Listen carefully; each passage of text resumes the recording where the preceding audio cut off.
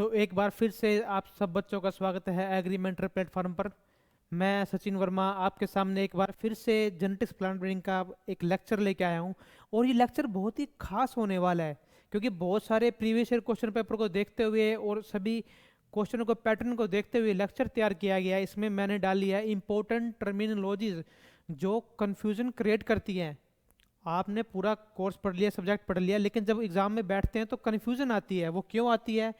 कुछ टर्म ऐसी होती है कि आपने पढ़ ली, याद कर ली, लेकिन जब चारों एक साथ आती है ना, जब क्वेश्चन के ऑप्शन दिए होते हैं ABCD, तब वो चारों एक साथ आते हैं, तब लगती है गलती। क्वेश्चन आते हुए भी आप गलत कराते हैं। ठीक है, तो उस गलती को ठीक करने के लिए हमें उनमें सब में टर्मिनोलॉजीज में डिफरेंस पता होना बहुत जरूरी है। तो ठीक है, तो आज का टाइटल क्या लिखने वाला है? Some confusing but basic concept of genetics and plant breeding. हम जेनेटिक्स से स्टार्ट करेंगे, प्लांट ब्रीडिंग में जाएंगे। क्यों? क्योंकि वो एक ही तो चीज है। जेनेटिक्स के जो लॉज है, प्रिंसिपल है, वही तो इंप्लीमेंट कर रहे हैं। प्लांट ब्रीडिंग उसका एक प्रैक्टिकल है। ठीक है, तो सबसे पहले इसमें क्या है? इसमें सबसे पहले है इनहेरिटेंस। इनहेरिटेंस हमने पिछले लेक्चर में भी देखा था। क्या है? पेरेंट्स है, ठीक है, ये मेल, ये फीमेल। मेल फीमेल से जो ट्रेट है बच्चों में जा रहे हैं। बच्चे कौन? प्रोजनी। हम बात करते हैं हम प्लांट ब्रीडिंग की, तो प्लांट ब्रीडिंग में हम जो जनरेशन है, नेक्स्ट जनरेशन, उसको बोल देते हैं प्रोजनी। ठीक है, प्रोजनी कौन है? ये प्रोजनी है, देखो। ठीक है, यहाँ पे हमने ऊपर ट्रेट लिया, कोई भी हमने ट्रेट ले लिया। बालों का कलर हो गया, आंख का कलर हो गया। प्लांट में जाएंगे तो जैसे मेंडल ने स्टडी कर दिया, प्लांट की हाइट हो, कोई भी ट्रेट हो, आपने स्टडी कर दिया। ठीक है, आपने कुछ भी ट्रेट ले लिया, तो आपने ट्रेट लिया, मान लो टॉल टॉल, स्मॉल स्मॉल, ये लंबाई के लिए था। ठीक है, जिसके पास है टॉल अलील गया, ये टॉल हो गया। ठीक है, ये टॉल हो गया, ये स्मॉल रह गया, स्मॉल रह गया। मतलब ऐसे बहुत सारे जीन है, बहुत सारे जीन है ना। एक ट्रेट तो हमने, ट्रेट मतलब क्या? करेक्टर है ना। कई बार हम ट्रेट बोलते हैं, कई बार करेक्टर बोलते हैं। साइंटिफिक टर्म हम यूज करते हैं ट्रेट। ठीक है, तो कंफ्यूज नहीं होना है। कभी करेक्टरिस्टिक पढ़ो, क्वेश्चन में ट्रेट भी दिया पाएगा। तो आपको इन टर्मिनोलॉजी से हैबिचुअल होना पड़ेगा, क्योंकि क्वेश्चन को जितना इजीली आप समझ जाओगे ना, आपको क्वेश्चन पढ़ते टाइम कंफ्यूजन नहीं होगी, कुछ नई चीज उसमें नहीं देखने को मिलेगी, तो आप आंसर भी कर पाओगे। तो इसमें इसमें क्या बताना चाह रहे हैं, देखो। इसमें देखो, दो पेरेंट है, चार प्रोजनी बन गई। आपको पता है F1 बनेगा, फिर सेग्रीगेशन आएगी, 1:1 रेशियो आएगा। ठीक है, मेंडल के लॉ में आपने पढ़े हैं। तो अब ये प्रोजनी है, ये बच्चे हैं सारे इन पेरेंट के। ठीक है, अब इनमें क्या फर्क है? इनमें जीन तो सारे वही जाएंगे ना, जो इस मेल ने जीन दे दिए, जो इस फीमेल ने जीन दिए हैं, वही बच्चों में जाएंगे। ठीक है, और लेकिन देखो, कोई तो मेल के जैसा दिख रहा है, कोई फीमेल जैसा दिख रहा है, कोई ऐसा दिख रहा है। तो सेम प्लांट में होता है। प्लांट में भी ये होगा ना, कोई पेरेंट, एक पेरेंट के जैसे दिखेगा, कोई दूसरे पेरेंट के जैसा दिखेगा। करेक्टर, डिफरेंट डिफरेंट करेक्टर आते हैं। तो अब चारों कहने को तो सेम है। ठीक है, वही 50% जीन मेल ने दिए, वो 50% जीन फीमेल ने दिए हैं। ठीक है, अब यहाँ से ये 2n था, 2n था, गैमेट बने n n n। ठीक है, n यहाँ से आया, n वहाँ से आया, दोबारा 2n 2n 2n। लेकिन कितना कितना पोर्शन मेल से आया, कितना फीमेल से आया, उसमें फिर कितना डोमिनेंट ट्रेट अपने आप को शो करेगा, क्योंकि बहुत सारे ट्रेट है ना भाई। ठीक है, अब ये चारों हैं सिबलिंग। सिबलिंग क्या होते हैं? Sister brother. ठीक है, अब इन चारों में क्या डिफरेंस है? जो इसका DNA है वो सेम तो नहीं रहेगा, चारों भाई बहन तो सेम नहीं होते, अनलेस के वो आइडेंटिकल ट्विंस ना हो। ठीक है, ये चारों में डिफरेंस है। तो जीनो DNA के लेवल पे, ठीक है, जीन के लेवल पे इनमें फर्क है। तो यहाँ पे इसमें जो फर्क है, इसमें जो फर्क है, इसके बच्चे के बाल ब्लैक पाएंगे, जेड ब्लैक, थोड़े कम ब्लैक, ब्राउन हो जाएंगे। दूसरे में कुछ और कलर आ जाएगा। अगर मदर के कलर, अगर मान लो रेड थे, तो सभी में रेड तो नहीं आएंगे, एक में आगे। तो ये आ गई वेरिएशन, इसको बोलेंगे वेरिएशन। ठीक है, ये वेरिएशन है। और ये वेरिएशन यहाँ पे है, यहाँ पे है, और ऐसे आप बहुत बड़े लेवल पे देखोगे। आप फिर किसी दूसरे परिवार में जाओ, दूसरी फैमिली में जाओ, मोहल्ले में, शहर में देखोगे, तो बहुत डाइवर्सिफाइड, यानी डिफरेंट डिफरेंट तरह के आपको ट्रेट मिलेंगे ना। बालों कलर तो 100 तरह के होते हैं, सभी तरह के आपको देखने को मिलेंगे। प्लांट में देखोगे फ्लावर कलर आपको डिफरेंट डिफरेंट देखने को मिलेंगे। तो उसमें केस में क्या है, different different person expressing different different rate, तो वो एक बड़ा ग्रुप बन गया जिसको बोलेंगे डाइवर्सिटी। समाज में, प्लांट पॉपुलेशन में, सभी वैरायटी में डाइवर्सिटी है, ये तो है डाइवर्सिटी। अब देखो ये टर्म है यहाँ पे, तीन टर्म मैंने लिखी हुई है, वेरिएशन, डाइवर्सिटी, वेरिएबिलिटी। देखने में तीनों टर्म एक जैसी लग रही है, और जब ये ए बी सी डी के फॉर्म में आती हैं तो भाई बिल्कुल ही सेम लगती है। तब तो 2 मिनट को आपको सिर खुजाना पड़ेगा, सोचना पड़ेगा भाई इसमें क्या डिफरेंस है। ठीक है, तो अब इसमें आपका डिफरेंस समझो। वेरिएशन क्या है, इस जीनोटाइप में, इस जीनोटाइप में थोड़ा थोड़ा कुछ डिफरेंस है, इसमें थोड़ा सा कुछ डिफरेंस पाएगा, इसमें कुछ डिफरेंस पाएगा। लंबाई ले लो, इसकी लंबाई इतनी हो जाएगी, इसकी इतनी होगी, इनकी इतनी होगी, इनकी थोड़ी छोटी और रहेगी, कोई बाहर से कोई आ गया तो और हो गया। तो इंडिविजुअल टू इंडिविजुअल जो डिफरेंस है वो है वेरिएशन।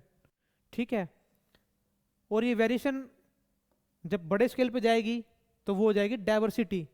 ठीक है, डाइवर्सिटी कोज है, डाइवर्सिटी क्योंकि because we all are different ना, इन दोनों के पेरेंट्स डिफरेंट थे, तभी तो ये वेरिएबिलिटी आई है। तो डाइवर्सिटी जो है वो कोज है, और वेरिएबिलिटी है इफेक्ट। ठीक है, इस बात को समझे। और ये वेरिएबिलिटी आती कैसे है, देखो यहाँ पे तीन चीजें लिखी हुई है, मियोसिस, म्यूटेशन और रैंडम मेटिंग। मियोसिस मैंने क्या, ठीक है, म्यूसिस में एक सेल से दो सेल बनेगी, दो से फिर दो और बनेगी, चार बनेगी। ठीक है, क्रोमोसोम मेल से फीमेल से इसमें आए, और फिर यहाँ पे रिकॉम्बिनेशन हुआ। ठीक है, सेक्सुअल रिप्रोडक्शन में सबसे इंपॉर्टेंट रोल है मियोसिस का, और वहीं से आती है वेरिएबिलिटी। ठीक है, रिकॉम्बिनेशन क्या है भाई, दो होमोलोगस जो आपके क्रोमोसोम है, होमोलोगस क्रोमोसोम क्या, एक तो मेल ने दिया एक फीमेल ने दिया। ठीक है, वो जब दोनों कंबाइन होते हैं फिर कुछ टाइम के लिए पास आते हैं फिर दूर जाते हैं, तो उसमें होता है interchange of genetic material. Genetic material क्या, क्रोमोसोम का कुछ भी पार्ट आपस में आया, अलग हुआ, तो वो हो गया। तो अब डाइवर्सिटी और वेरिएबिलिटी में आपने फर्क समझ लिया। ठीक है, डाइवर्सिटी एक बड़े लेवल पे है, वेरिएबिलिटी उसका इफेक्ट है, डाइवर्सिटी कॉज करती है वेरिएबिलिटी। अब इसके बाद देखो, जेनेटिक्स के डिफरेंट डिफरेंट ब्रांचेस हैं, डिफरेंट डिफरेंट उसके नाम आ जाएंगे, और जब भी नाम आया आपको कंफ्यूज नहीं होना है। जेनेटिक्स नाम के आगे लग गया तो study of the gene. Cytology क्या है, cytology study of cell, cell के डिफरेंट कंपोनेंट, सेल के डिफरेंट स्ट्रक्चरल, उसके अंदर जो सेल ऑर्गेनेली है, सेल इंक्लूजन है, हाइलोप्लाज्म पढ़ते हैं, प्रोटोप्लाज्म, सेल मेम्ब्रेन, जो भी सब कुछ आ गया वो साइटोलॉजी में आ गया। But particularly on the basis of genetics हम क्या पढ़ेंगे, क्रोमोसोम। क्रोमोसोम में क्या, उसका स्ट्रक्चर पढ़ेंगे, स्टडी करेंगे, क्रोमोसोम में क्या, कहाँ पर डीएनए है, क्रोमोसोम कैसा दिखता है, उसके फीचर क्या क्या है, तो वो है साइटोजेनेटिक्स। ठीक है, जेनेटिक्स और साइटोजेनेटिक्स में क्या डिफरेंस है, जेनेटिक्स स्टडी ऑफ जीन, और साइटोजेनेटिक्स जब हम सेल के जरिए निकलते हुए, सेल में से क्या है, देखो सेल, ये एक सेल हो गया आपके पास। ठीक है, इसमें बहुत सारी चीज़, सेल में है न्यूक्लियस, यहाँ पे माइटोकॉन्ड्रिया भी है, क्लोरोप्लास्ट भी है, सेंट्रियोल भी है, यहाँ पे आपके बहुत सारे कंपोनेंट है। Particularly genetic point of view से हम जब इसको पढ़ेंगे ना, किसको, न्यूक्लियस को, न्यूक्लियस में भी किसको, क्रोमोसोम को। ठीक है, क्रोमोसोम में भी किसको, डीएनए को, डीएनए में भी किसको, जीन को। तो ये है साइटोजेनेटिक्स, क्रोमोसोम कैसा दिखता है ये है। ठीक है, अब क्रोमोसोम क्रोमोसोम क्रोमोसोम बार बार क्रोमोसोम कहे जा रहे हैं, कहीं जा रहे हैं, इसमें समझो क्रोमोसोम है क्या, घबराने की कोई भी बात नहीं है, क्रोमोसोम कुछ भी नहीं है, क्रोमोसोम सिर्फ डीएनए और प्रोटीन का कॉम्बिनेशन है। ठीक है, कैसा दिखता है, आप यहां देखो कैसा दिखता है क्रोमोसोम, देखो अनडुप्लीकेटेड क्रोमोसोम यहाँ पे लिखा हुआ है, और यहाँ लिखा हुआ है डुप्लीकेटेड क्रोमोसोम। अब कई लोगों को तो देखो ये लगता होगा कि क्रोमोसोम कौन सा है, ये तो सिंगल एक डंडा सा बना दिया ना। हाँ, हमेशा बुक में, लिटरेचर में जहाँ भी देखते हैं, कोई फोटो में, वीडियो में, एनिमेशन में देखते हैं, कोई बुक का कवर आप देखेंगे उसके ऊपर बीडी सिंह पे भी देखोगे ऐसे क्रोमोसोम दिखाया पाएगा, ऐसा दिखेगा। हम मानते हैं कि ये क्रोमोसोम, नहीं भाई ये क्रोमोसोम नहीं है, ये डुप्लीकेटेड क्रोमोसोम है। सिंगल क्रोमोसोम तो ये है क्रोमोसोम। जब सेल डिवाइड होनी होती है, सेल एक से दो बनती है, साइटोप्लाज्म एक सेल से दो पार्ट में जाएगा तो क्रोमोसोम भी जाएगा, जेनेटिक मटेरियल भी जाएगा। जेनेटिक मटेरियल क्या, ये न्यूक्लियस में जो भी है, जो कौन, ये क्रोमोसोम।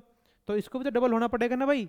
जब सेल एक से सेल दो हो जाएगी तो इसको भी डबल होना पड़ेगा। तो ये ऐसा था, फिर ये बीच में आके ऐसा हो गया। जब डिफरेंस इसके सेल का डिवीजन होगा तो अगेन वैसा हो जाएगा। एक सेल में फिर ये, एक सेल में फिर ये, तो ये है क्रोमोसोम। अब इसमें क्या है, यहाँ देखो, ये बहुत ही अच्छा डायग्राम आपके लिए यहाँ पे ला के रखा हुआ है। देखो हम जो पढ़ते हैं ना डीएनए, सबको पता है भाई डीएनए, ये डीएनए, ये ऐसा डीएनए दिखता है, ठीक है। डीएनए और क्या क्रोमोसोम एक ही बात है? सोचो जरा, डीएनए क्रोमोसोम क्या एक ही बात है? हम डीएनए भी बोलते हैं, जीन भी बोलते हैं, फिर हम बोलते हैं अलील भी बोल देंगे। डीएनए, जीन, अलील, क्रोमोसोम, फिर क्रोमोसोम में भी एक्स क्रोमोसोम, वाई क्रोमोसोम बोल देंगे, है ना।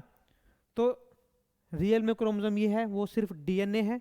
डीएनए को अगर आप और कुछ ज़्यादा कंडेंस कर दोगे, क्योंकि देखो ह्यूमन डीएनए है वो अपने आप में बहुत बड़ा है। अगर एग्जांपल के ह्यूमन डीएनए को आप एक मॉलिक्यूल को खोलोगे तो 2 मीटर तक लंबा चल जाएगा। देखो भाई इतना लंबा डीएनए क्या छोटी सेल में आ सकता है? देखो उसको फिर आने के लिए क्या होगा, उसकी पैकिंग करनी पड़ेगी, उसको ठूस ठूस के भरना पड़ेगा, कंडेंसिंग करनी पड़ेगी, है ना। तो उसको क्या करेंगे, ऊपर क्या लाइन लिखी हुई थी, ऊपर जो मैंने लिखी थी ना भाई, इसके इसके लिए क्रोमोसोम के लिए, क्रोमोसोम क्या है, क्रोमोसोम कॉम्बिनेशन है डीएनए और प्रोटीन का। तो डीएनए तो ये रहा भाई, डीएनए की पैकिंग करनी है, इसको और कंडेंस करना है, ठीक है। तो ये देखो ये बीच में जो बीड दिख रही है ना, ये है प्रोटीन। अब बड़ा सारा आपके पास जब पतंग उड़ाते हैं, ठीक है, डोर बड़ी सारी है, डोर खूब बड़ी है, उसको कहीं ना कहीं तो लपेटना पड़ेगा। लपेटने के लिए क्या लेंगे, चरखा, तो चरखे पे उसको डोरी को लपेटते जाएंगे। तो जो चरखा है ना, वो चरखा ही है ये प्रोटीन। बस डीएनए को प्रोटीन के ऊपर लपेटना है, और दूसरे प्रोटीन जो उसको स्टेबल रखते हैं, बांध के रखते हैं, ठीक है, वो दो चीज मिलके फिर ऐसा बनाते हैं ये स्ट्रक्चर। जो आपने पढ़ा हुआ न्यूक्लियोसोम सोलेनोइड मॉडल जो पढ़ते आते हैं, डिफरेंट मॉडल दिए कि डीएनए कैसे पैक होता है, ठीक है, वो और कंडेंस होएगा, और कंडेंस होएगा, ठीक है। ये सोलेनोइड ऐसे बनते बनते बनते बनते फिर इस क्रोमोसोम में आ जाते हैं। ये है क्रोमोसोम। तो इसी के डिफरेंट डिफरेंट अब इसमें टाइप भी हो जाते हैं, डिफरेंट क्रोमोसोम है, किसी क्रोमोसोम में कोई जीन है, किसी क्रोमोसोम में कोई जीन है। वो जीन भी क्या है, एक पर्टिकुलर सेट ऑफ, देखो ये सेट ऑफ ये डीएनए का पार्ट हो सकता है, इसमें कोई ट्रेट को डिफाइन करेगा, कोई भी ट्रेट ले लो, प्लांट की हाइट होगी, है ना, सीड का वेट हो गया, सीड का कलर हो गया, ये डिफाइन कर रहा है। अगला कुछ पोर्शन है वो कुछ और डिफाइन कर रहा है। इस क्रोमोसोम में मैं मान लेता हूँ कि सारे सीड के ट्रेट हैं सभी, ये कोई सीड की लेंथ और सीड की विड्थ बता रहा है, सीड का जो राउंड कर्वी शेप है वो बता रहा है, ठीक है, एक क्रोमोसोम। और यहाँ पे दूसरा क्रोमोसोम है, ठीक है, ये दूसरा क्रोमोसोम हो गया। अब ये बता रहा है सारे फ्लावर के करेक्टर को बता रहा है।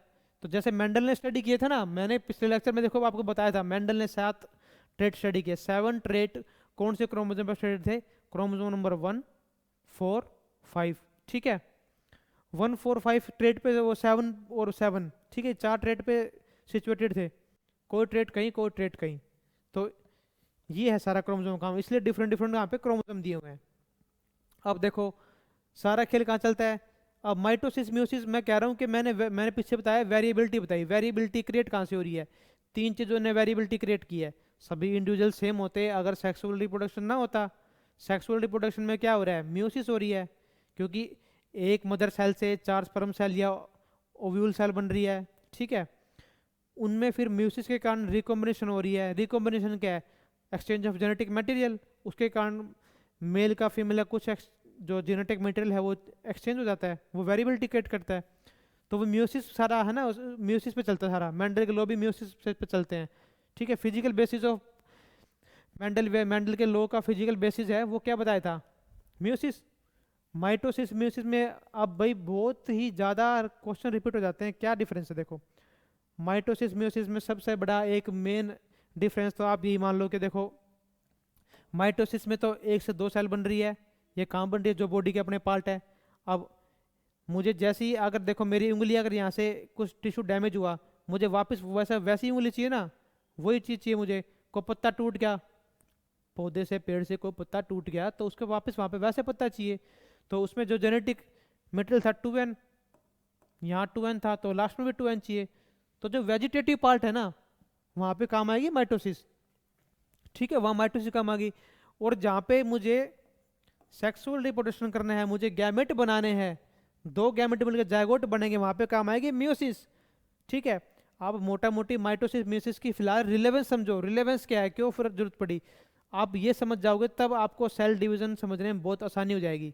ठीक है, अब देखो ये पेरेंट 2n है, ठीक है, ये मान लो मैं कहता हूँ फीमेल है और यहाँ पे है मेल, ठीक है, 2n यहाँ पे है। अगर 2n ही क्रोमोसोम इसने दिया, 2n इसने दिया, तो प्रोजनी में क्या आएगा? 4n, है ना। क्रोमोसोम जो कंटेंट था, जेनेटिक मेटेरियल जो कंटेंट था, वो ऑलमोस्ट डबल हो गया भाई। तो ऐसे तो नहीं होगा अब 4n अगर ऐसा हो गया अगले जनरेशन में फिर 8n हो जाएगा, फिर 16n, फिर तो पूरी दुनिया में भाई डीएनए डीएनए होगा, है ना। तो इसीलिए क्या किया, पहले इसको रिड्यूस किया। जो पहला माइटोसिस में तो सिंपल एक ही पार्ट होता है, म्योसिस होती है 2 पार्ट में, ठीक है, म्योसिस 1 और म्योसिस 2। म्योसिस 1 को बोलते हैं, पहले जो म्योसिस 1 है जो अपना फर्स्ट पार्ट, इसको बोलते हैं रिडक्शनल डिवीजन। क्रोमोसोम का जो कंटेंट है वो रिड्यूस हो गया, ये देखो, ठीक है, यहाँ पे 2 पेयर थे, यहाँ पे सिर्फ एक एक पेयर रह गया, रिड्यूस हो गया, क्रोमोसोम नंबर हाफ हो गया, एन एन, ठीक है। दूसरे अब पेरेंट से यहाँ पे एन गैमेट आएगा, ये एन ये एन, ये बन गया 2n। तो जो जेनेटिक कंस्टिट्यूशन था, जो जीन का कंटेंट था, क्रोमोसोम के नंबर थे, जितने पेरेंट में थे वापिस प्रोजनी में, बच्चों में, सिबलिंग में आ गए, ठीक है। ये है रिलेवेंस माइटोसिस म्योसिस की, ठीक है। आपने अब इसको समझा, और म्योसिस ही बनाता है बेसिस सारे जेनेटिक लॉज का, ठीक है। अब सारा क्रोमोसोम आपने समझ लिया, देखो अब क्रोमोसोम मैंने बताया, ठीक है, मैंने डीएनए बता दिया। डीएनए असल में है क्या? देखो डीएनए में क्या है, डीएनए मैंने पीछे ऊपर दिखाया, ये देखो जैसे डीएनए यहाँ पे मैंने दिखाया, ये डीएनए आ गया आपका। डीएनए, ये जो स्ट्रैंड दिख रहे हैं ना आपको, ये सीढ़ी दिख रही है, इसको सीधा कर देता हूँ, ये मैंने सीधा कर दिया, ठीक है। अब ये है एक न्यूक्लियोटाइड, एक न्यूक्लियोटाइड, न्यूक्लियोटाइड कौन से? Adenine guanine thymine cytosine. DNA में तो 4 ही होते हैं, ठीक है। ये हमने चारों पढ़ लिया भाई, ये है डीएनए आपका। तो अब इस डीएनए में क्या है, 2 टर्म फिर से कंफ्यूजन करती है। मैंने कहा न्यूक्लियोटाइड, एक दूसरी टर्म सुनी होगी आपने न्यूक्लियोसाइड। तो जब दोनों इकट्ठे आते हैं तब हो जाती है कंफ्यूजन। तो कंफ्यूजन क्या है? न्यूक्लियोसाइड, न्यूक्लियोसाइड क्या है? जब शुगर और नाइट्रोजनस बेस ये मिलके बनाते हैं न्यूक्लियोसाइड, ठीक है। और जब इसमें फॉस्फेट ग्रुप, देखो ये छोटा टमाटर सा आ गया ना, ये टिंडू सा बीच में आके मिल गया तो ये टाइड बन गया, ठीक है। तो टी से टमाटर, टी से टिंडू सा, यानी छोटा सा, आप में से ऐसे याद कर सकते हो। तो ये क्या, न्यूक्लियोटाइड हो गया। न्यूक्लियोसाइड में जब फॉस्फेट ग्रुप मिल जाता है तो वो न्यूक्लियोटाइड बन जाता है, ठीक है। न्यूक्लियोटाइड मिलके फिर बनाते हैं डीएनए। अब यहाँ देखो, ये शुगर, इससे कुछ भी कंफ्यूजन नहीं होना भाई, ज़्यादा मोलिकुलर स्ट्रक्चर को देख के कुछ भी कंफ्यूज होने की जरूरत नहीं है भाई। सिंपल शुगर है, आपने ग्लूकोज देखा होगा, C6H12O6, हेक्सोज शुगर बोलते हैं, हेक्स मतलब 6, 10th के एनसीईआरटी में आपने पढ़ा है। ये पेंटो शुगर है, इतना ही फर्क है, 1 2 3 4 5 पेंटो शुगर, ये शुगर है। ये नाइट्रोजन कुछ बेस है, ठीक है, नाइट्रोजन बेस इससे अटैच होगा, ठीक है। तो शुगर, और ये किस, ये मिलकर क्या बनाया इसने, शुगर ने, न्यूक्लियोसाइड। साइड से एक टर्म और दिमाग में आनी चाहिए, ग्लाइकोसाइडिक, ग्लाइकोसाइड लिंकेज। डीएनए के जब बॉन्ड पड़ते हैं, जब क्वेश्चन आता है ना बहुत बारी कि भाई डीएनए के 2 स्ट्रैंड है, जो मैंने पीछे दिखाया लैडर बनती है, इस स्ट्रैंड को और इस स्ट्रैंड को आपस में कौन सा बॉन्ड जोड़ेगा? फॉस्फेट, ये जो शुगर है, फॉस्फेट को और शुगर से कौन जोड़ेगा, कौन सा बॉन्ड होगा यहाँ पे, ठीक है। नाइट्रोजन बेस से शुगर का कौन सा होगा ये बॉन्ड बनेगा, इस पे बनते हैं क्वेश्चन।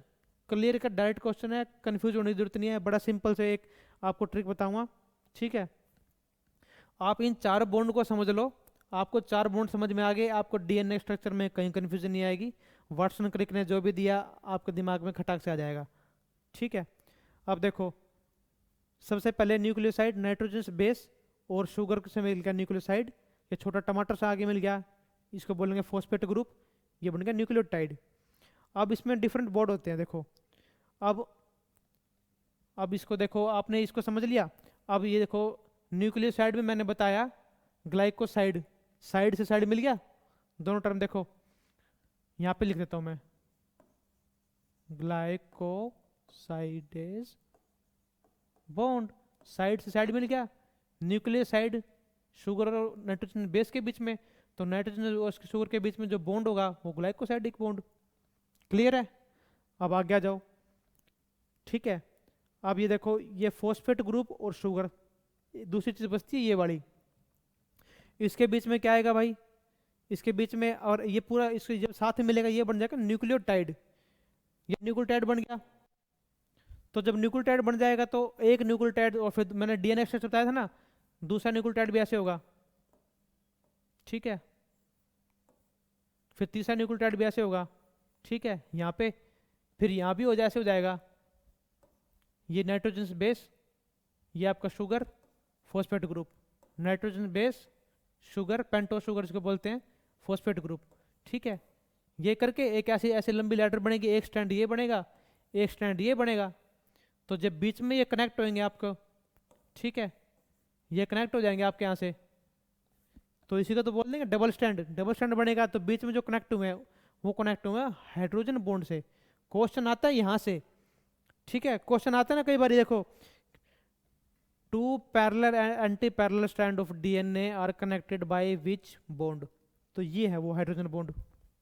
ठीक है, हाइड्रोजन बॉन्ड यहाँ से बनते हैं, इसके बीच में बनेगा ग्लाइकोसाइडिक बॉन्ड, और यहाँ पे बनेगा इसका, देखो इसका एक इसमें टर्म देखो ग्लाइकोसाइडिक बॉन्ड, तो मैंने आपको बता दिया, when pentose sugar condense with nitrogen base. ठीक है, उसके बाद में फॉस्फोडाइस्टर।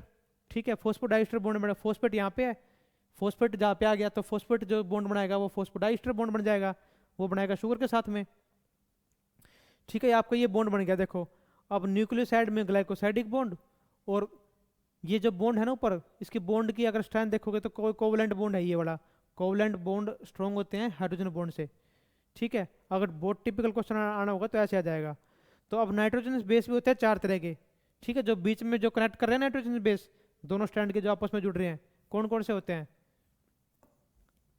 देखो प्योर प्यार, प्योर प्यार क्या, देखो जब हस्बैंड जा रहे हैं ड्यूटी पे तो मैडम क्या कह रही है, ए जी टेक केयर योर सेल्फ। ठीक है, प्योर से क्या, प्यूरिन, साफ लिखता हूं देखो थोड़ा इसके को, देखो इसमें क्या लिखा हुआ है, प्यूरिन, प्यूरिन और पायरीमिडीन, प्योर प्यार। कैसे, ए जी टेक केयर योर सेल्फ। तो डीएनए में क्या है, डीएनए में होते हैं 4 न्यूक्लियोटाइड। क्वेश्चन अगर बच्चों क्वेश्चन आ जाए कि न्यूक्लियोटाइड ये नाइट्रोजन बेस कितने होते हैं, है ना, टोटल अगर इन जनरल पूछ ले, number of nitrogen base are, question 3 4 5 ऐसे आ जाएगा, तो आपको 4 नहीं करना, तब 5 करना है। ठीक है, और अगर ऐसे पूछ ले डीएनए में नाइट्रोजन बेस कितने होते हैं, तब होते हैं 4, A G T C, adenine guanine thymine cytosine. और आरएनए के केस में क्या होगा, यूरेसिल यहाँ आ जाएगा, टी को टाटा बाय बाय। ठीक है, ए जी यू सी। ठीक है, ये आरएनए के केस में आपके यहाँ पे ये हो जाएगा। ठीक है, तो अब आपको फर्क समझ में आ गया कि डीएनए स्टैंड कैसे बना हुआ है। तो इसमें आपने मोटा मोटी ये बॉन्ड ध्यान रखने हैं, मैंने पूरा बना के दिखाया। अब एक इसमें आप इसमें निगाह दुराओ करी, आप इसको यहाँ देखने की कोशिश करो। मैंने फॉस्फेट ग्रुप यहाँ बनाया था, फॉस्फेट यहाँ पे था साइड में, जो मैंने कहा था छोटे छोटे गोल गोल टमाटर से, उसे याद रखना। ठीक है, इसमें फॉस्फेट ने बनाया फॉस्फोडाइस्टर बॉन्ड। ठीक है, और शुगर का और फॉस्फेट का इसको बोलेंगे, क्या बोलेंगे, न्यूक्लियोसाइड। न्यूक्लियोसाइड ने बनाया ग्लाइकोसाइडिक बॉन्ड, और बीच में बॉन्ड बनेगा हाइड्रोजन बॉन्ड। ठीक है, तो प्यूरिन जो अब मैंने बताया था ना, प्यूरिन क्या थे, प्यूरिन पायरीमिडीन, ए जी टेक केयर। ठीक है, तो यहाँ पे पायरीमिडीन 3 होते हैं ना। ठीक है, 80 का बॉन्ड है जो एडेनिन में ए, थाइमिन में टी, जो ये दो आपस में जुड़ेंगे, इनमें तो होगा 2 हाइड्रोजन बॉन्ड। ठीक है, जी सी ग्वानिन और साइटोसिन। ठीक है, इसमें होंगे 3 हाइड्रोजन बॉन्ड।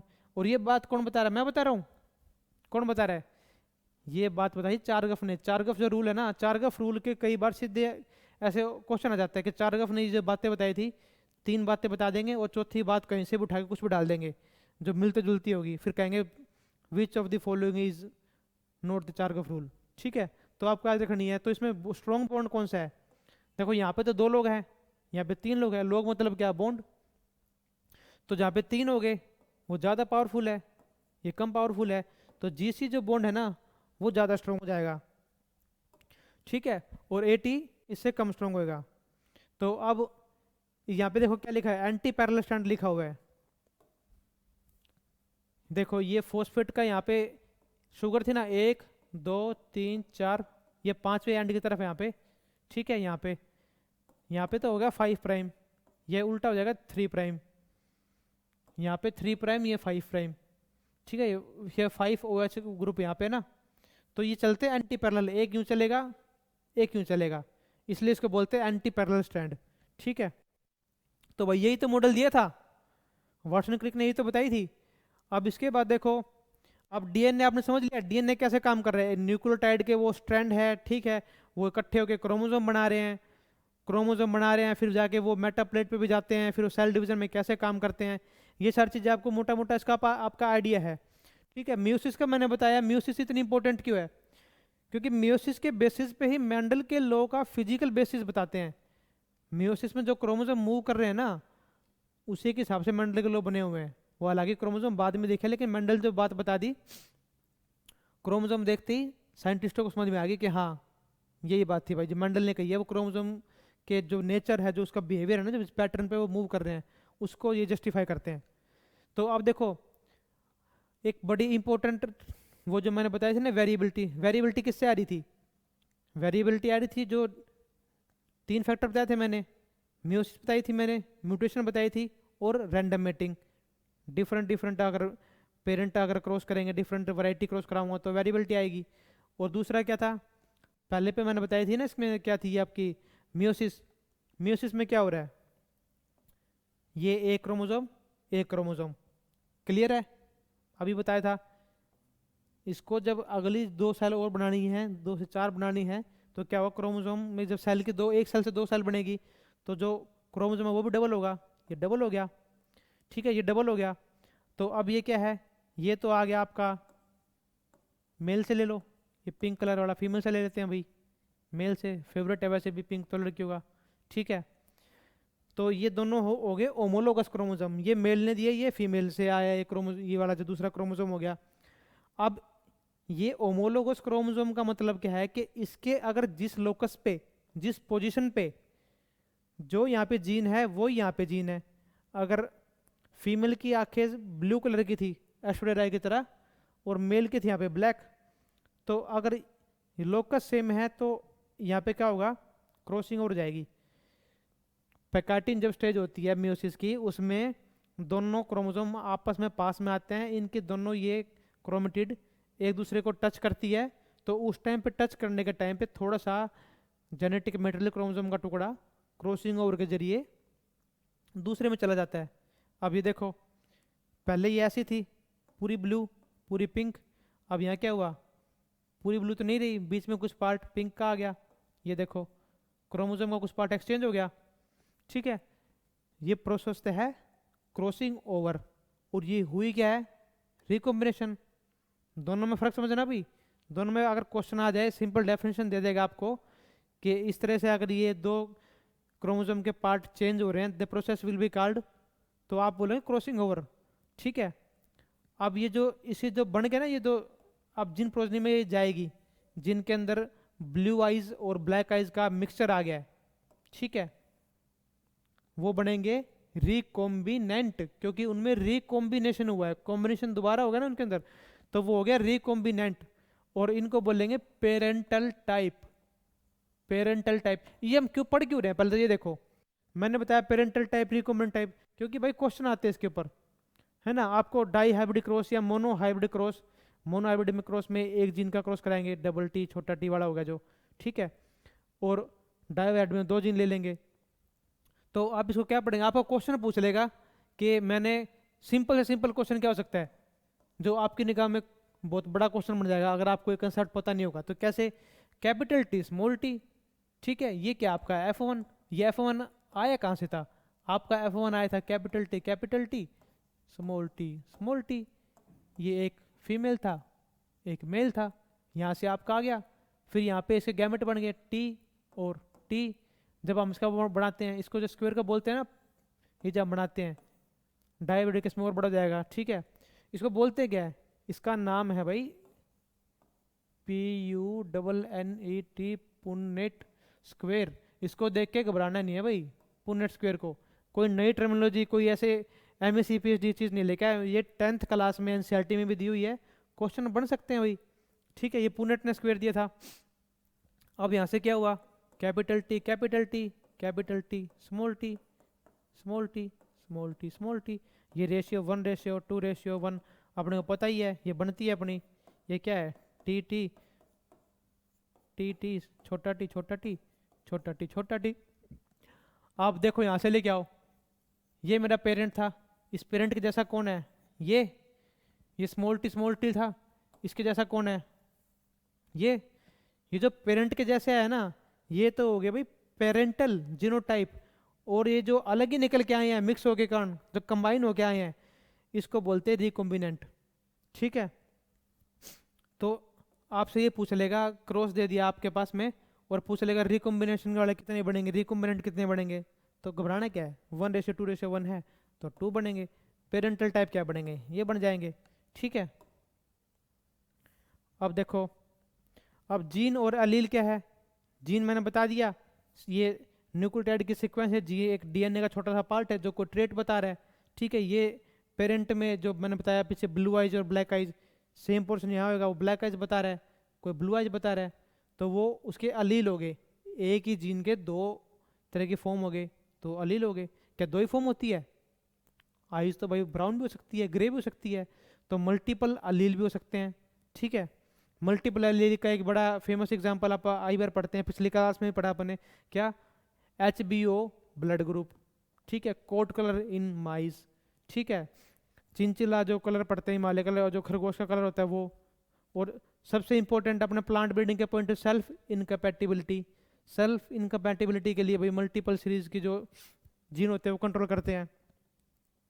देखो अब इसमें क्या क्या मैंने पढ़ लिया ना, कि भाई हम क्रोमोजोम तो सारे पढ़ रहे हैं, ठीक है। क्रोमोजोम का क्या मेरी बॉडी में सभी जगह पे या आपकी बॉडी में सभी क्रोमोजोम सेम है, क्या मेरी हर एक सेल में सेम क्रोमोजोम है, सोच के देखो भाई। आपके जो हाथ में और आँख में, पूरी बॉडी सिर से लेके बालों से पैर तक, क्या सभी सेल्स के अंदर सेम क्रोमोजोम है, नहीं हो सकते।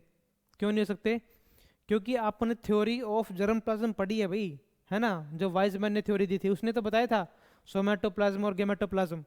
उसने क्या बताया था, जो मेरे सोमैटिक टिश्यू है जो बॉडी को बनाते हैं, उसमें देखो ये रहा, ये 9 पेयर है, ये एक क्रोमोजोम, ये एक, ये दोनों जो पास पास रखे हैं ना, ठीक है, ये है, ये और ये हो गए होमोलोगस क्रोमोजोम।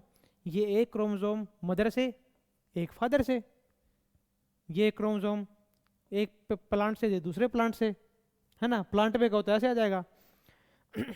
ये प्लांट की बॉडी बनाते हैं, लेकिन जब गैमेट बनता है ना, स्पर्म और ओवा बनते हैं, पोलन और ओव्यूल बनता है, तो उसमें वो 1 से 2, 2 से 4 हो गए। जो म्यूसिस होती है उसमें क्या होता है, यहाँ पे 9 क्रोमोसोम है, ठीक है। और सभी क्या है, एक एक बार है ना, एक एक एक एक एक एक बार है, तो यानी कि n। यहाँ पे क्या, सिंगल सेट ऑफ क्रोमोसोम, इसको क्या बोलते हैं, सिंगल सेट ऑफ क्रोमोसोम क्या बोलते हैं, हैप्लॉइड। AFO में इंपॉर्टेंट क्वेश्चन जो भाई बार बार बनते हैं, हर बार क्वेश्चन आता है, एक आधा क्वेश्चन आए बिना रहते नहीं है, प्लांट टिश्यू कल्चर से। प्लांट टिश्यू कल्चर में डबल हैप्लॉइड आपने कितनी बार सुना होगा, कितनी बार पढ़ लिया। तो डबल हैप्लॉइड अगर आपको यहाँ से समझ में आ गया ना कि हैप्लॉइड क्या है, कैसे बन जा रहा है, डबल हैप्लॉइड तो कुछ भी नहीं, आप समझ जाओगे। सिंपल डुप्लीकेशन इसका डबल कर दिया, डबल हैप्लॉइड हो गया, ठीक है। तो ये सोमैटिक सेल में सभी 2n है, सभी क्रोमोसोम 2 बार है तो 2n हो गया, ठीक है। इसमें 1 बार है तो ये n हो गया, ये हैप्लॉइड हो गया, ये क्या हो जाएगा, डिप्लॉइड। इसको बोल देंगे डिप्लॉइड बोल देंगे, ठीक है, सिंपल। ये डिप्लॉइड हो गया भाई। इसके बाद में, अच्छा आपको लगे आती बार बताता हूँ, देखो ये डिप्लॉइड हो गया। और अगर मान लीजिए 2 1 या 3 बार हो गया, ये मैंने सभी क्रोमोसोम अगर एक एक बार है मेरे पास यहाँ पे, एक एक बार, ये हैप्लॉइड हो गया, इसको मैंने n लिख दिया। एक मेल से एक फीमेल से, एक मेल से एक फीमेल से 2 बार हो गया, तो मैंने 2n लिख दिया। इसको क्या बोल दिया मैंने, इसको बोल दिया मैंने डिप्लॉयड। ठीक है, ये 3 बार आ गया तो ट्रिप्लॉयड हो गया, ये 4 बार आ गया तो टेट्राप्लॉयड हो गया। तो ऐसा ये क्यों पढ़ रहे हैं हम भाई, ग्रीन रेवोल्यूशन जिसके जिसके ऊपर आ रही है वेट के ऊपर, ठीक है, तो वेट क्या है, हेक्साप्लॉयड है भाई, है ना, हेक्साप्लॉयड है। उसमें ऐसे ऐसे 4 तो है और 5वां और 6ठा, हर एक क्रोमोसोम उसमें 6 बार है। ठीक है, तो वो हेक्साप्लॉयड है। ट्रिप्लॉयड का एग्जांपल क्या है, सीधे क्वेश्चन कैसे बनते हैं। ठीक है, ये ट्रिप्लॉयड का क्वेश्चन क्या है, इसमें क्या आएगा, ग्रेप्स बनाना, ग्रेप्स बनाना। ठीक है, और सोरगम की कुछ वैरायटीज है वो भी इसमें आती है। टेट्राप्लॉयड में क्या आ जाएगा, आपका पोटैटो आ जाएगा। ठीक है, आप चीज़ों को ऐसे पढ़ना स्टार्ट करोगे ना, देखो जेनेटिक्स में कोई मुश्किल नहीं है, जेनेटिक्स की चीज़ें तो प्लांट ब्रीडिंग में निकल रही है। देखो जेनेटिक्स पढ़ते पढ़ते हम प्लांट ब्रीडिंग में आ गए। देखो पोटैटो हो गया, अगर 6 बार हो गए तो हेक्साप्लॉयड हो गया। ठीक है, तो ये है प्लॉइडी, इसे और इसी को बोलते हैं ploidy level. What is the level of ploidy of Triticum aestivum, hexaploid. तो ऐसे तो करते हैं, और वो 1 से 2, 2 से 4 कैसे जा रहे हैं, नेचर में अपने आप भी जाते हैं। और जब हम खुद कर सकते हैं, क्या कर सकते हैं, क्या हम, क्या मैं अपने क्रोमोसोम खुद डबल कर सकता हूँ, या किसी प्लांट के क्रोमोसोम डबल कर सकता हूँ अपने आप, किससे करते हैं, कोल्चिसिन से। बड़ा फेमस क्वेश्चन है भाई, क्रोमोसोम डबलिंग में केमिकल यूज होता है। 4 ऑप्शन दे देंगे आपको, उसमें 3 आपके नाम डाल देंगे म्यूटाजन के, म्यूटाजन इथिडियम ब्रोमाइड डाल देंगे आपके पास में। ठीक है, कुछ और ETBR डाल देंगे, कुछ और नाम डाल देंगे, और साथ में आपका डाल देंगे कोल्चिसिन। तो आपने कहाँ टिक करना है, कोल्चिसिन पे। ठीक है, तो वापस अपने कंटेक्स्ट पे चलते हैं, कहाँ थे हम। तो आपने प्लोडी लेवल देख लिया, प्लोडी लेवल यहाँ से डिराइव हो रहा है। इसी को अगर मैं कोल्चिसिन ट्रीटमेंट कर दूंगा इसी सेल को, तो क्या होगा, सेल डिवाइड तो होगी लेकिन क्रोमोसोम अलग अलग सेल में नहीं जा पाएंगे, सारे एक में रहेंगे, तो 2 हो गए, दोबारा फिर 2 से 4 हो जाएंगे। ये क्रोमोसोम डबलिंग होती है। तो अब देखो, क्रोमोसोम, क्रोमेटिड और क्रोमोमेर, ऑप्शन में अगर ऐसी चीजें आ जाए, आपको भाई बिल्कुल भी विचलित नहीं होना है, घबराना नहीं है, बड़े शांत मन से तरीके से इसको समझो। क्रोमोसोम क्या है, क्रोमोसोम तो मैंने बता दिया भाई, डबल अमाउंट में जब है डुप्लीकेट तो क्रोमोसोम ऐसा है, पहले क्रोमोसोम ऐसा है। ठीक है, ये आपका क्रोमोसोम। अब क्रोमेटिड क्या है, यूनिट ऑफ ए क्रोमोसोम, ये क्रोमेटिड है। और इसमें क्या है, क्रोमेटिड 2 होगी, जब इसकी डुप्लीकेशन होगी, जब DNA डबल हुआ, किस फेज में, सिंथेसिस फेज में, जो प्रोफेज में पढ़ते हैं सेल डिवीजन में, तो G फेज जो होता है ना अपना, G1S G2, G1, यार लिखा ही एक तो ऐसी है, G1S G2, gap phase, gap 2 phase, और S फेज में सिंथेसिस होती है, तो क्रोमोसोम ऐसे डबल हो गया। तो ये है क्रोमेटिड, जो एक यूनिट है क्रोमोसोम की, सिंगल क्रोमोसोम, उसको क्रोमेटिड बोल देंगे। और ये जब डबल होगी तो ये 2 होगी, तो मतलब क्या हो गया, सिस्टर क्रोमेटिड, ये सिस्टर क्रोमेटिड होगी। ठीक है, क्रोमोसोम आपको क्लियर है, क्रोमेटिड क्लियर होगी, क्रोमेटिड आपको क्लियर है तो सिस्टर क्रोमेटिड भी आपको क्लियर हो गया, जब 2 है तो सिस्टर क्रोमेटिड होगी। ठीक है, तो ये देखो यहाँ लिखा भी है स्ट्रक्चर एंड फंक्शनल यूनिट, तो यही अपने आप को डबल करती है, ये अपने आप को ट्रांसफर करती है, और ये इसी की कभी बुके फॉर्मेशन हो जाती है, कभी प्रोफेज में इसी का थ्रेड वूल लाइक जो स्ट्रक्चर आता है वो इसी से बन जाता है।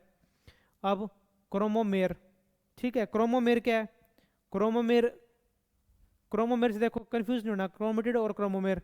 आपको, आपने सबसे ऊपर देखा था क्रोमोसोम की जब पैकिंग होती है ना, जब क्रोमोसोम को हमने पैक किया था स्टार्टिंग से लेकर एंड तक, और ये ऐसा होता है, धागा से बनते गया, धागे के बीच में जो ये मैंने बताया चरखे की तरह जो पैक होते हैं।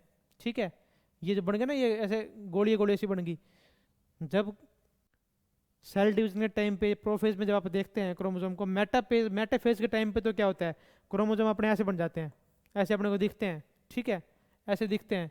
प्रोफेज में अपने क्या दिखते हैं, धागे से बनते हैं, ऐसे ऐसे दिखेगा क्रोमोन्यूक्लियस, गुचड़ा पुचड़ा ऐसे मिक्सअप से दिखेगा। इसमें कहीं कहीं पे ऐसे बीड आ जाएगी, ऐसे बीड मतलब एक धागे में मोती पिरोए हुए ऐसे लगेंगे। ये मोती क्या है, यही तो मेरे भाई प्रोटीन के ऊपर DNA लिपटा हुआ है, ये है क्रोमोमेर, ये है क्रोमोसोम, और ये एक स्ट्रक्चरल फंक्शनल यूनिट है, ये है क्रोमेटिड, दोनों होगी तो सिस्टर क्रोमेटिड। ठीक है, इसमें आप आगे से आप दोबारा कन्फ्यूज नहीं होंगे, ठीक है। इसको अगर दोबारा वीडियो को देखना, दोबारा आप इसको रिपीट करना, और ये पॉइंट अब लिख लो आप, ठीक है। तीनों पॉइंट को लिखो, क्रोमोसोम, क्रोमेटिड और क्रोमोमेर। तो इसमें आपको कभी कन्फ्यूजन नहीं हो जाएगी, और ये चारों ऑप्शन में देख के तब अपने को कन्फ्यूजन ज़्यादा हो जाती है। तो क्रोमोसोम के फर्दर टाइप भी होते हैं, सीधे क्वेश्चन में आ जाते हैं। तो अब देखो आपने क्या पढ़ा था, अब आपने क्रोमोसोम आपने समझ लिया ना, यहाँ पे क्रोमोमेर समझ लिया। अब क्रोमोसोम आपने देखा यहाँ पे, तो प्रोटीन बता दिया मैंने। क्रोमोसोम क्या है, प्रोटीन प्लस में डीएनए, उसको बाइंडिंग हो गई, इकट्ठा हो गया, उसको पैकिंग कर दी, वो है क्रोमोसोम। प्रोटीन क्या, क्वेश्चन क्या आएगा, परसेंट पूछ लेंगे हिस्टोन प्रोटीन की। हिस्टोन प्रोटीन क्या है, वो जो चरखा था ना जिसके ऊपर डीएनए लिपटा हुआ था ऐसे करके, ये करके, जिस प्रोटीन पे लिपटा हुआ है वो है हिस्टोन प्रोटीन। कितना होता है, 80%। बचा हुआ बाकी नॉन हिस्टोन प्रोटीन। एक क्वेश्चन आपका यहाँ से तैयार हो गया। अब होमोलोगस नॉन होमोलोगस क्रोमोसोम मैंने आपको ऊपर साथ में बता दिया। ये एक मेल से एक फीमेल से आया था, एक दोबारा बता देता हूँ फटाफट। ये एक मेल से फीमेल से, ये डीएनए कंटेंट में, लोकस में, पोजीशन में, सेम ट्रेट में सेम है दोनों से, पेरेंट से जो आए हैं तो, लेकिन उन दोनों पे अलील अलग अलग है, ठीक है। लेकिन ये दोनों को जो क्रोमोसोम है अपने आप में होमोलोगस क्रोमोसोम है। और ये दूसरा ट्रेट है ना, यहाँ से दूसरा जो पेयर है ये है नॉन होमोलोगस, ठीक है। ये नॉन होमोलोगस हो गया। तो पीछे आपने पढ़ी थी क्रॉसिंग ओवर। क्रॉसिंग ओवर क्या था, दो क्रोमोसोम जब पास में आते हैं कुछ टाइम के लिए पास रहते हैं, जब दूर जाते हैं तो जेनेटिक कंटेंट उनके ऊपर एक्सचेंज हो जाता है। वो कौन से क्रोमोसोम होता है, होमोलोगस क्रोमोसोम पे। नॉन होमोलोगस क्रोमोसोम में वो नहीं होगा, ठीक है। होमोलोगस से यहाँ से क्लियर आपको, नॉन होमोलोगस आपको क्लियर हो गया। हेट्रोजाइगोट, होमोजाइगोट, ये आप पहले भी कई बार बता चुके हैं, अब फिर बता दिया एक बारी, ठीक है। इसको एक बार फिर तरीके से देख लो, हेट्रोजाइगस और ये होमोजाइगस। जाइगस मतलब जाइगोट, ठीक है। कैपिटल बी दोनों अलील, ये एक कैपिटल अलील है, मतलब कैपिटल बी लिखा हुआ है, इसका मतलब है कि ये डोमिनेंट है। ऐसे किस सेल में नहीं लिखा हुआ कि बड़ा भी छोटा भी है ना, ये डोमिनेंट है, ये रिसेसिव है। जहाँ पे दोनों होंगे इकट्ठे एक साथ होंगे, जैसे कि यहाँ पे, इसको बोल देंगे हेट्रोजाइगस, डिफरेंट अलील है यहाँ पे। और अपने आप को एक्सप्रेशन और शो कौन करेगा, कैपिटल बी, ठीक है। हेट्रोजाइगस और होमोजाइगस समझ में आ गया। और होमोलोगस क्रोमोसोम जो एक ही सेट के पेरेंट से आए हैं वो होमोलोगस, जो अलग सेट के हैं तो वो नॉन होमोलोगस हो गए, ठीक है। अब इसमें क्या है, हेट्रोजाइगोसिटी एंड होमोजाइगोसिटी, फिर दोबारा कंफ्यूजन करने वाली सेम सेम टर्म आ गई, है ना। तो जो हेट्रोजाइगोसिटी क्या है, जो हेट्रोजाइगस ये तो है हेट्रोजाइगस, ये जीनोटाइप, ये जीनोटाइप हेट्रोजाइगस है, लेकिन ये जो कंडीशन है ना ये है कंडीशन। जो कंडीशन का नाम है ना ये है हेट्रोजाइगोसिटी, ये है होमोजाइगोसिटी। जेनेटिक्स प्लांट ब्रीडिंग के क्वेश्चन में भाई कुछ भी नहीं है, सिंपल सा 5th क्लास तक का मैथ लगता है खाली, ठीक है। रेशियो निकालनी है, रेशियो सबको आती है, लेकिन कंफ्यूजन कहाँ होती है जब ऐसे ऐसे टर्म क्वेश्चन में डाल देते हैं कि ये होमोजाइगस हेट्रोजाइगस हो गया, हेट्रोजिनियस होमोजिनियस हो गया, तब सारी एक से एक सी लगती है, तब लगती है गलती अपने से। तो जाइगोसिटी मतलब जाइगोट, जाइगोट का मतलब सीधे आप यहाँ पहुँच जाना है अलील के पास, तब आपको क्वेश्चन निकल जाएगा। फिर आपने आती है हेट्रोजीनियस और होमोजीनियस। जाइगोट मतलब जाइगोसिटी, जाइगोट मतलब क्या, जो गैमेट से बनते हैं वो जाइगोट बनेगा। जीनियस मतलब जनता, ठीक है। जब हेट्रोजीनियस और होमोजीनियस की बात कर रहे हैं ना तो मतलब जनता मतलब एक बड़े लेवल पे, बड़े लेवल पे क्या, आप एक वीट के खेत में खड़े हो, ठीक है। कोई प्लांट इतना है, कोई इतना है, कोई इतना, कोई इतना, कोई इतना दिख रहा है, किसी की तो फ्लावरिंग आ रखी है, ठीक है, किसी की फ्लावरिंग पे ऐसे स्पाइक आ गई, ठीक है। कोई अभी छोटा सा पड़ा, कोई ट्रिलिंग फेज में है। तो ये क्या है, डिफरेंट डिफरेंट वैरायटी है, सारी वैरायटी होती तो ये एक टाइम पे मैच्योर होती, सबकी सेम हाइट होती, ठीक है, लेकिन ये अलग अलग है, ठीक है। तो ये क्या है, हेट्रोजीनियस पॉपुलेशन। ये किस केस में बोल रहा है, पॉपुलेशन, ये बोल रहा है भाई पॉपुलेशन के केस में बोल रहा है ये, ठीक है। ये हो गई हेट्रोजाइगस। लेकिन अगर मैं वहां पे एक बढ़िया यूनिवर्सिटी से बीज लेके आया, ठीक है, सोइल सैलिनिटी रिसर्च इंस्टीट्यूट कहाँ पे है, करनाल में, IIWBR, Indian institute of wheat and barley, Karnal में, उनकी वैरायटी आती है ना बहुत सारी, ठीक है, वहाँ से मैं एक वैरायटी लेके आया, मैंने उगा दी। उसने कह दिया कि भाई उसकी तो यील्ड 60 मन या 70 मन आएगी, ठीक है, सेम टाइम पे फ्लावरिंग आएगी और इसकी ये हाइट है। वैरायटी रिलीज ही तभी होती है जब आपको बताना पड़ता है कि इस वैरायटी में ये इसके करेक्टरिस्टिक्स हैं, तो ये करेक्टरिस्टिक बता रहे हैं, ठीक है। तो ये हो गया होमोजीनियस, क्योंकि सारा होमोजेनाइज होता है, मिक्स करना है ना, तो ये सारी एक जैसी है। तो होमोजेनियस हेटेरोजेनियस में फर्क आपने देख लिया। तो अब देखो हेटेरोसिस क्या कह रही है, डिफरेंट डिफरेंट लेवल पे अगर प्लांट अलग अलग चले जा रहे हैं तो वो हेटेरोजाइगस हो गए। वो क्यों जा रहे हैं, क्योंकि डिफरेंट क्रॉसेज हुए। तो उसमें बन गया आपका कंसेप्ट आता है हाइब्रिड का। अब देखो हाइब्रिड मतलब एक प्लांट जीनोटाइप, हाइब्रिड एक इंडिविजुअल का नाम है जो अपने पेरेंट्स से बेटर अपने आप को शो कर रहा है। और हेटेरोसिस क्या है, वो फिनोमिना का नाम है, ठीक है। इसमें आपको क्लियर हो गया हेटेरोसिस और हाइब्रिड। अब ये डिफरेंट डिफरेंट टाइप के होते हैं। क्वेश्चन कैसे बनता है आपको, इसमें ये 3 कंफ्यूजिंग करने वाले टर्म है। क्वेश्चन देखो ऐसे बनता है, स्टैंडर्ड हेटेरोसिस, इकोनॉमिक हेटेरोसिस और यूजफुल हेटेरोसिस, तीनों सेम चीज है। किसी क्वेश्चन में कुछ आ जाएगा, किसी क्वेश्चन में कुछ आ जाएगा। एवरेज देखो, यहाँ से देखो एवरेज और रिलेटिव हेटेरोसिस। मैंने एग्जांपल के लिए एक पेरेंट ले लिया, मैंने पेरेंट दूसरा ले लिया। इस पेरेंट की यील्ड मेरे पास आ रही है 30 क्विंटल, इसकी आ गई 50 क्विंटल। 30 क्विंटल 50 क्विंटल मेरे पास यील्ड आ गई, ठीक है। और हेटेरोसिस किसको कहूँगा मैं, ठीक है, इसको 60 कर देते हैं, F1 आ गया, ठीक है। ये आ गया 45 क्विंटल पर एकड़। F1 की मेरे अगर ये यील्ड आ रही है, इसका एवरेज 45 आ रहा है, ठीक है। अगर तो 45 से अगर ज़्यादा यील्ड आ रही है, दोनों का मिक्सअप होकर 45 आना चाहिए था, अगर इससे ज़्यादा जा रही है तो उसको बोलूंगा average heterosis, because the yield of the F1 is out competing the average, ठीक है। और अगर दूसरी टर्म क्या है, हेटेरोबैल्टियोसिस। हेटेरोबैल्टियोसिस मतलब क्या, अगर ये F1 की यील्ड दोनों में से कोई भी बेटर पेरेंट है उसको कम्पीट का आउट कम्पीट करिए, पहले 60 थी, अगर 70 चली गई तो क्या है हेटेरोबैल्टियोसिस। हेटेरोबैल्टियोसिस मेरे काम की है, बिल्कुल काम की है। इसको दूसरा नाम क्या है, बेटर पेरेंट हेटेरोसिस बोलते हैं। लेकिन ये काम की कब नहीं है, मैंने बताया 30 क्विंटल यील्ड का एक पेरेंट, 60 क्विंटल यील्ड का दूसरा पेरेंट ले लिया। लेकिन IIWBR करनाल ने एक वैरायटी निकाल के रखी हुई है भाई, जिसका मान लो 70 क्विंटल की यील्ड आ रही है, तो मेरे हेटेरोसिस का क्या फायदा भाई, मैं सीधे उस पेरेंट को मैंने यहाँ पे लेना था, उससे क्रॉस कराना था। तो अगर मैंने ऐसा कोई एक्सपेरिमेंट लगाया ही, उसकी यील्ड 70 भी आ गई, ठीक है, तो भी उसको कोई फायदा नहीं, क्योंकि इससे ऊपर तो नहीं गई ना। अगर वो यूजफुल तभी है जब वो मार्केट में, इंडस्ट्री में ऑलरेडी अवेलेबल किसी वैरायटी से बेटर परफॉर्मेंस दे रही है।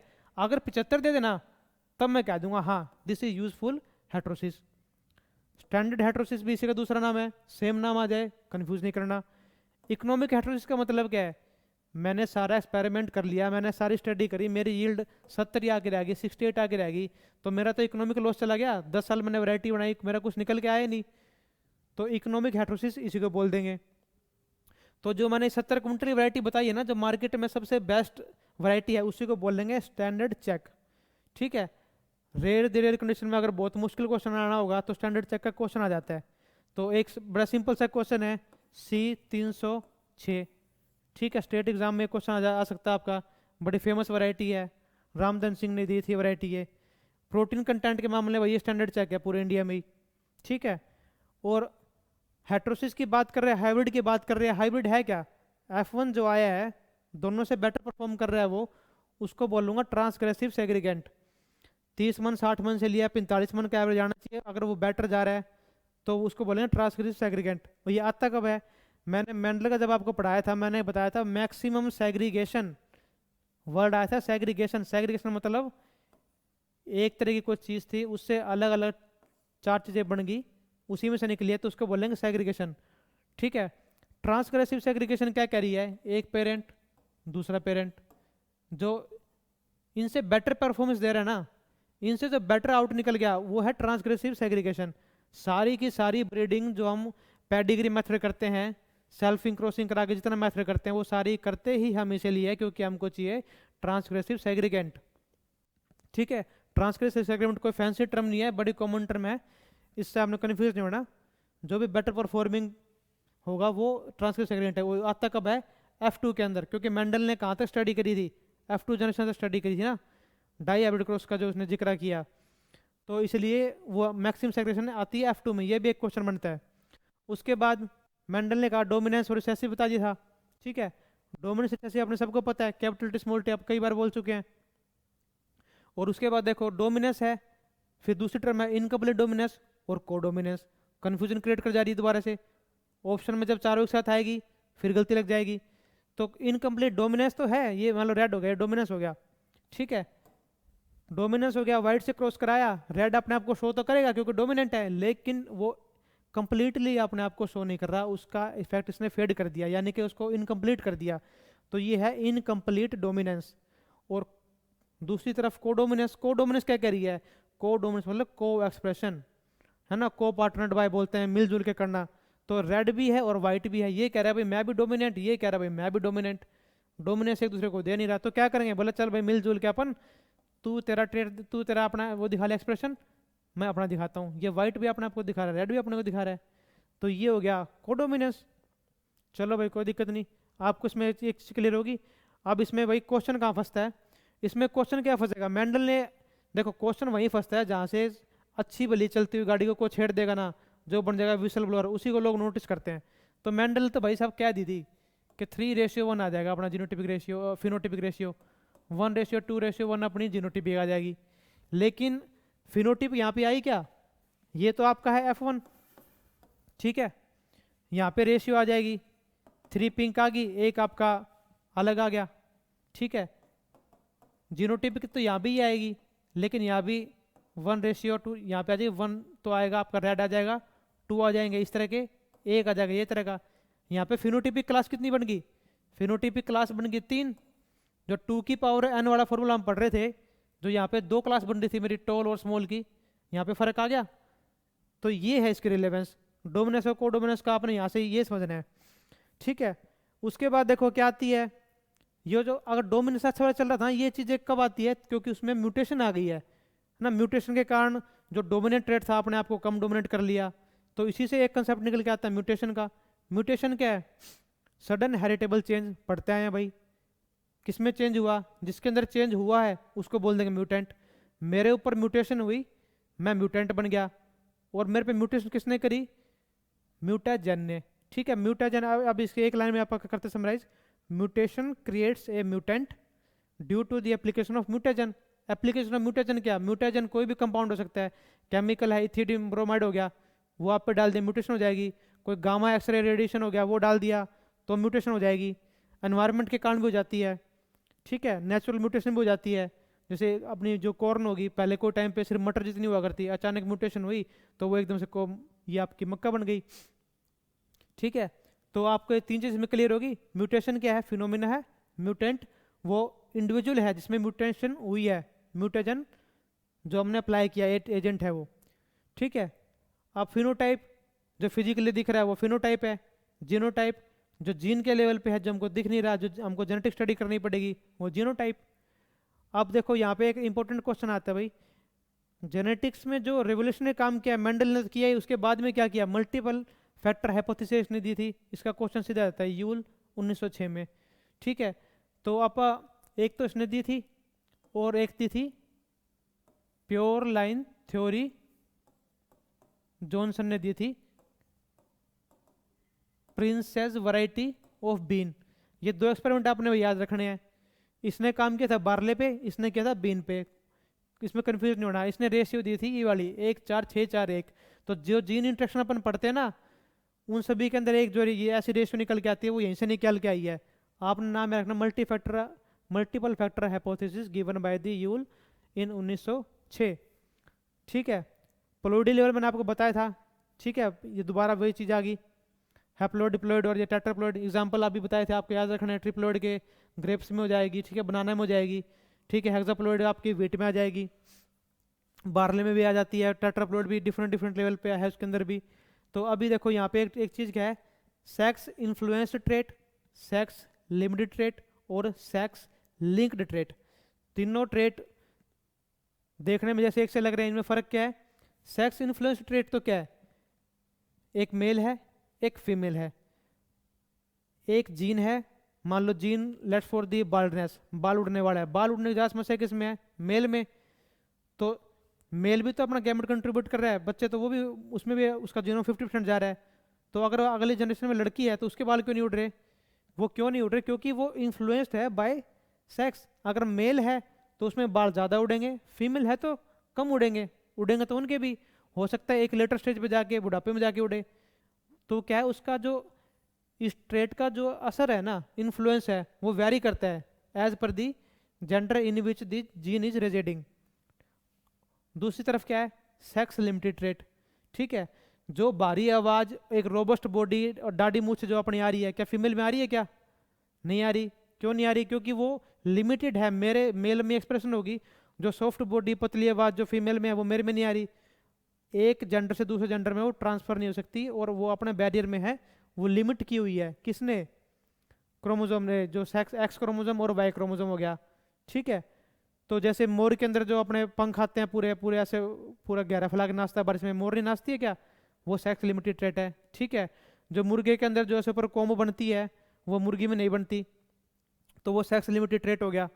उसके बाद में सेक्स लिंक्ड ट्रेट कौन से होते हैं, अपना एक्स क्रोमोजोम देखो, एक्स क्रोमोजोम तो मेल के अंदर भी है, वो चाहिए भले एक से एक बार है, फीमेल के अंदर है तो उसमें 2 बार हो जाएगा, लेकिन है तो दोनों दोनों के अंदर ही। अब एक्स क्रोमोसोम के ऊपर यहाँ पर मान लो कोई डिजीज वाला का, इमोफीलिया का हो गया मान लो, ठीक है, इमोफीलिया का हो गया, और ऐसे बहुत सारे एग्जाम्पल है, कोई भी डिजीज है वो एक्स क्रोमोसोम पे लिंक की हुई है।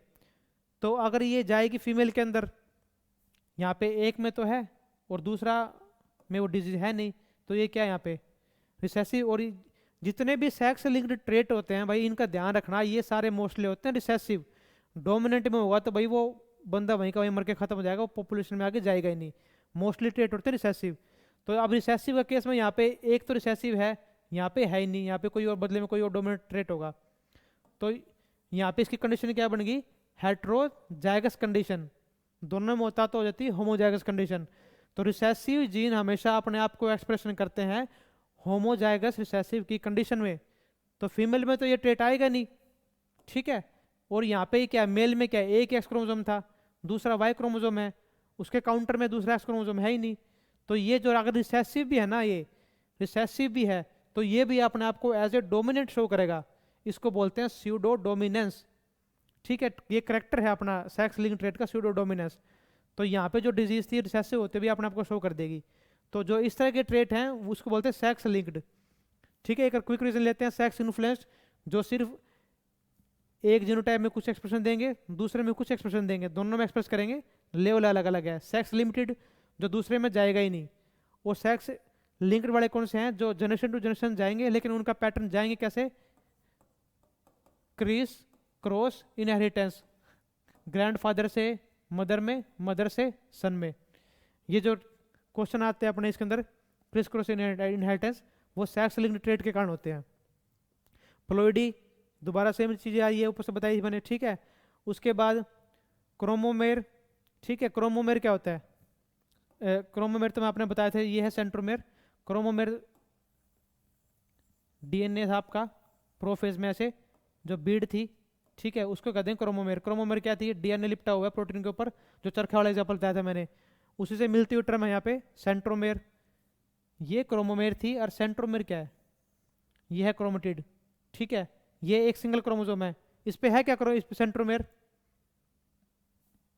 ये ऐसे होगा, पीछे फोटो में देखी थी, ये इस तरह से होगा सिंगल क्रोमोसोम, ये छोटा हो चाहे बड़ा हो। इस पे सेंट्रोमेर है क्या, इस पे सेंट्रोमेर नहीं है। सेंट्रोमेर कब आएगा, जब ये अपने आप को मल्टीप्लाई कर देगा रेप्लिकेशन के लिए। जब दो सिस्टर क्रोमेटिड एक दूसरे से जुड़ी होती है ना, जिस पॉइंट पे जुड़ी होती है उसको बोलते हैं सेंट्रोमेर।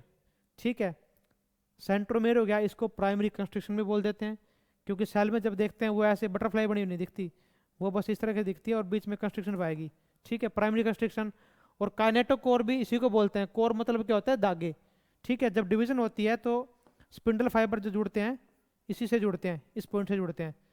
तो सेंट्रोमेर, प्राइमरी कंस्ट्रक्शन और काइनेटोकोर तीनों सेम चीज़ है, कभी भी आए कंफ्यूज नहीं होना। ठीक है, टीलोमेर और सेंट्रोमेर। सेंट्रोमेर मैंने बताया बीच में जो बीड लाइक स्ट्रक्चर हो गया, टीलोमेर, जो क्रोमोसोम के लास्ट में ये पोर्शन है, ये टीलोमेर है। क्योंकि एक डीएनए मॉलिक्यूल दिखाया था ना ऊपर डायग्राम में, डीएनए मॉलिक्यूल फोल्ड होते होते क्रोमोसोम बन जा रहा है। लेकिन अगर यहाँ से अगर ऐसा ऐसा डीएनए है, अगर तो ये खराब नहीं हो जाएगा? इसको खराब ना हो ये, अब क्योंकि उसमें सेल में क्या है, डिफरेंट डिफरेंट एंजाइम भी है, ठीक है, बहुत सारे मॉलिक्यूल हैं जो डीएनए को भी खत्म कर रहे हैं। क्योंकि उसका काम क्या, बाहर से बैक्टीरिया फंजाई आएगी उसको भी खत्म करेगा, तो डीएनए को भी खत्म कर सकता है। उसको स्टेबलाइज करने के लिए इसके टेल पे ये जो कंजर्व्ड सीक्वेंस है ना, जो न्यूक्लियोटाइड सीक्वेंस बोलते हैं इसको, न्यूक्लियोटाइड सीक्वेंस, ये है टीलोमेर। उसके बाद एएफओ का बड़ा इंपॉर्टेंट टॉपिक है भाई पीटीसी, क्वेश्चन इससे भाई आते आते हैं। प्लांट टिश्यू कल्चर किस भी आप पे है ये, टोटिपोटेंसी, ठीक है, सीधा क्वेश्चन बोल आपसे पूछ लेगा कि capacity of a cell to regenerate in a complete organism और कंप्लीट प्लांट, क्या बोलते हैं इसको, टोटिपोटेंसी। टोटिपोटेंसी को अपने हार्नेस करने के लिए सीधी एक साइंस आ गई, प्लांट टिश्यू कल्चर, ठीक है। प्लांट टिश्यू कल्चर में क्या कर रहे हैं आप, एक प्लांट ले रहे हैं, उसका कोई भी मेरिस्टेमेटिक टिश्यू, टिप का पोर्शन हो, शूट का या रूट का पोर्शन हो, वो अपन वो लेंगे। क्यों लेंगे, क्योंकि उसमें कोई इन्फेक्शन ना हो, फास्ट ग्रोइंग होता है, अगर उसमें शायद फंजाई बैक्टीरिया कुछ भी है उसके साथ में ग्रो नहीं करेगा। टिप से पोर्शन लेंगे, इसको बोलते हैं एक्सप्लांट। एक्सप्लांट अपन ने ले लिया, इसको उगाया मीडिया में, क्योंकि जब प्लांट से अलग कर दिया, प्लांट से तो उसके रूट से सभी न्यूट्रिएंट है ना, वाटर और सभी मिनरल्स को मिल रहे थे, अब नहीं मिलेगा, तो आपने क्या किया, एक मीडिया बनाया, इसको बोलते हैं न्यूट्रिएंट मीडिया।